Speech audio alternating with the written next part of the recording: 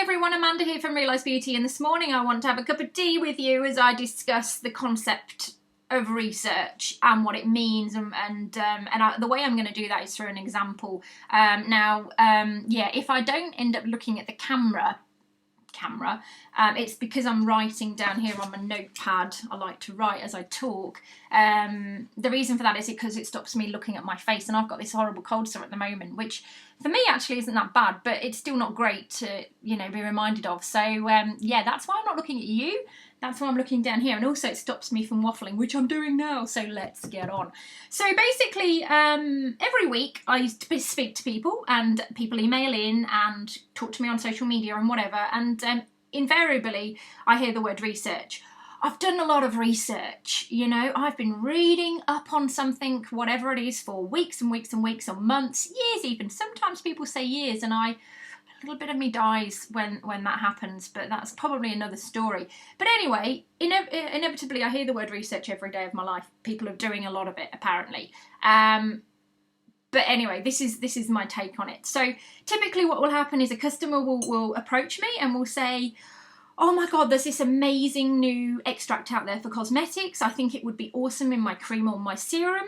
Have you heard of it? And I'm like, well, I don't know, what's it called? And they'll say something like, moonflower. It's this moonflower extract. I can't believe you haven't heard of it, actually, because it's everywhere. It's all over the internet, and I've been researching it for months now, and I'm convinced that this is for me. And I'll be like, no, actually, you know what? I haven't really come across this moonflower. Now, aside, moonflower is a name I've just made up. If there is a moonflower, I'm not in any way disregarding or disrespecting the beauty that flower is. It's just that I have a limited capacity for imagination, and that was the first flower sort of thing that came in my mind. Anyway, so yeah, I'm saying, okay, well, tell me more about this moonflower. I'm going to keep an open mind about this and the research you've done, even though there's my other bit of me that's going, oh my God. But I can't help that. I'm only human. I'm not a robot. So they basically say to me, well, this moonflower, it was on, I saw it on the TV first, or I read it on this blog, this blog of someone who's really influential, typically, someone I trust and admire, or some brand owner, someone like that. And they were talking about how it's been found that it can cure cancer. And I immediately take a breath and go, wow, yeah, that's pretty awesome then, because, why wouldn't you think that's awesome if something can cure cancer? I mean, cancer's a pretty big deal and it's pretty complicated. I would be impressed too if I thought something could do that. So yeah, this moonflower, it cures cancer. And I say, well, what else can it do? Or how does it do that, do you think? And they say, well, it's an antioxidant, it's a powerful antioxidant, and often they might also say something like, well, it boosts cellular metabolism, and cells need energy, and this moonflower, it's been proven it can do all of that, and I agree. I think, well, if something could do that, then that's awesome.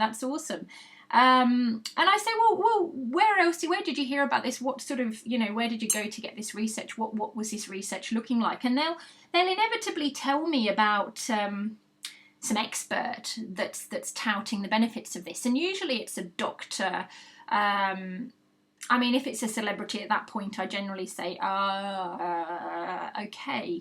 But usually there's some doctor involved, and then I have to do a bit more digging around to find out who this doctor is and what their speciality is, and why they would know all this, and what they've published, and who's basically validated that, what peer reviews have gone on, where the studies were taking place, what the limits of that study. My brain's going off like this, thinking, digging to get to the bottom of this blooming moonflower amazingness, whereas my customers are already convinced that they've done all this research, and this ingredient's awesome, and they can put it in their product. So anyway, invariably I find out that the doctor that's talking about how this is anti-cancer is often some doctor that's a specialist in, I don't know, some minor, well, not minor, that's the wrong word, some unrelated specialty. They might be a neurosurgeon, pretty important person, pretty clever. But that doesn't necessarily mean that what a neurosurgeon finds out is going to be applicable to a moisturiser. Let's just let that sink in for a minute. Same as if the doctor happens to be a cardiologist or a podiatrist, or maybe they're a doctor in the academic sense, and they're a doctor in environmental science or fossil collection. I don't know. I mean, it could be anything. You know, these sort of details smack me in the face like a hammer. Looks like, you know, I've probably been smacked in the face by all these thoughts far too often. That's why I look so tired. But this is what happens to me when people start on these stories. And I feel a little bit sad that I can't go away on this merry, merry journey of happiness where a doctor said it was great. I've been told it cures cancer. It's got a nice name, therefore it's going in my cream. Doesn't cut it for me.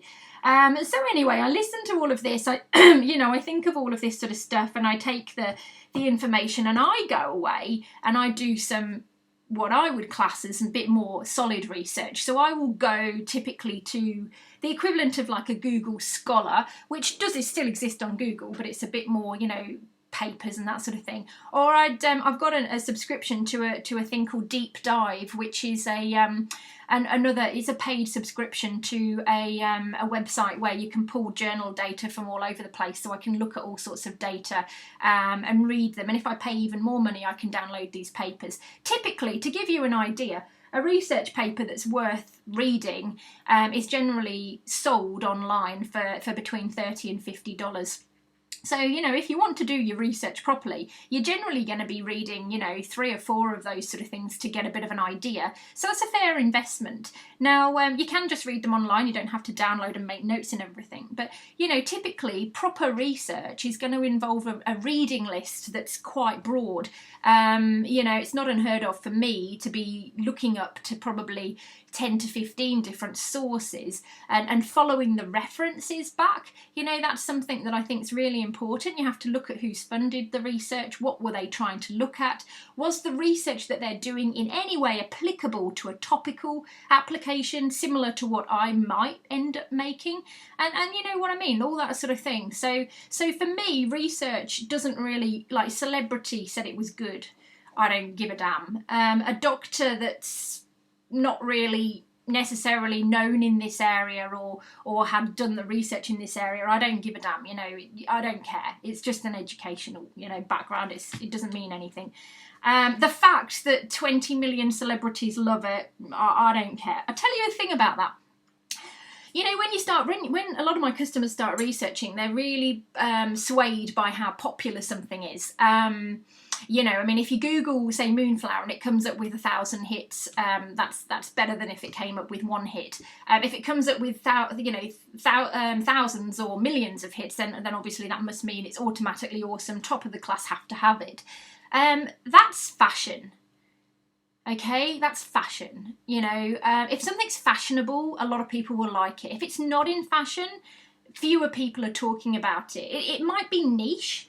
You know, it might be hipster, it might be, I don't know, retro, I don't know. I mean, it might have little groups of interest, and that might be really relevant to your brand, and that's fine. That's marketing, okay? That isn't science. So we've got a few things going on here that I don't disregard. They're actually really important, especially for someone in my position who helps create brands. Marketing, fashion, influence, marketability, you know, sales, all these sort of things are really, really important to me, but that's not the research we're talking about when we're deciding whether to put Moonflower into a cosmetic product.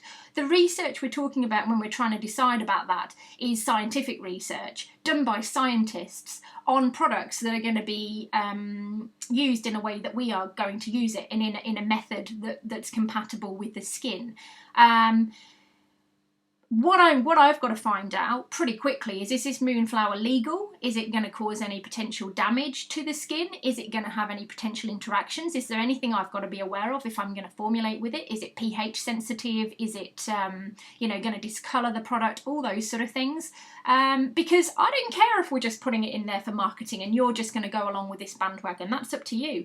But I don't want to put something in that's actually going to deflate my formula, or, you know, somehow make it less safe than it otherwise would be. So you kind of get where I'm coming from with this. When someone comes up to me and says they've done loads of research, and then they tell me this thing that's basically fashion driven, popular, like a popularity contest, backed by some you know, semi irrelevant doctor or celebrity or prominent blogger or other brand owner. You know, it's quite popular that this celebrity sort of people who bring new ingredients to the fore are just other brand owners who are looking for a unique point of difference, and they've pulled, you know, done some research themselves, and then everyone follows them. So again, these things aren't science, and I often feel like a killjoy, because it's like my job to tell people, no, you know, that is, there's no real backing for those claims you're making. And I guess that's where I'm coming from, really. So yeah, that's what I mean by research. What I mean by research is science, scientific research, not market research, not popularity. It is important. All of those things are important. But yeah, if you come to Realise Beauty, I will definitely give your idea the Realise Beauty once over, and make sure that it's not just, you're not just selling fakery, really, because claim substantiation is important. It's growing in importance. You're going to get your products pulled off the shelf if you claim anything to do with, you know, curing cancer or making people healthier or stuff like that, and your product can't or doesn't. I mean, a cosmetic's not supposed to do that sort of thing anyway. But I think more than that, you owe it to yourself to really understand what you're putting in your products, what you're putting on your own skin, and what you're trying to sell out to people. You don't, you need to know the difference between science and marketing. There is room for both in your products, and there's also room for artistry, you know, artistic expression, if you like. So yeah, things don't get disregarded here. They get built. You know, we're looking to build things up with solid evidence or solid information and a solid understanding of what it is and what it isn't. And research is not just going on Google and saying, oh my God, look how popular that is, I've got to have it. This is Amanda. I'm going to drink my tea now. Do you like my foxy mug? I hope you've enjoyed that. See you soon.